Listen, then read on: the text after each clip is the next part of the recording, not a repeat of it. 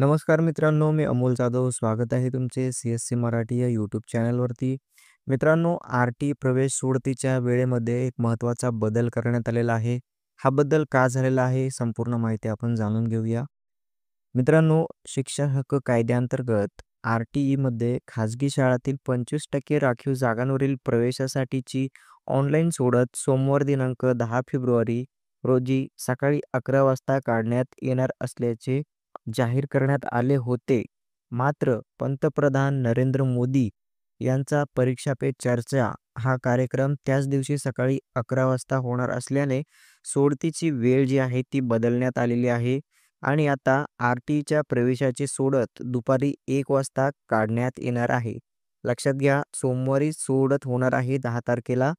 ही 11 वाजता होणार होती, ती आता त्याची वेळ बदलून दुपारी 1 वाजता ही सोडत जी आहे ती ऑनलाईन काढण्यात येणार आहे. तुम्हाला ऑनलाईन रिझल्ट जो आहे तो 1 वाजता बघायला मिळेल व तसेच तुम्हाला तुमच्या मोबाईल नंबरवरती एस-एम-एस देखील येणार आहेत. अशी माहिती आपल्याला प्राथमिक शिक्षण संचालक शरद गोसावी यांनी प्रसिद्ध पत्रकाद्वारे दिलेली आहे. राज्यभरातील 8,863 शाळांमधील 1,09,111 जागांसाठी 3,05,828 अर्ज दाखल झालेले आहेत.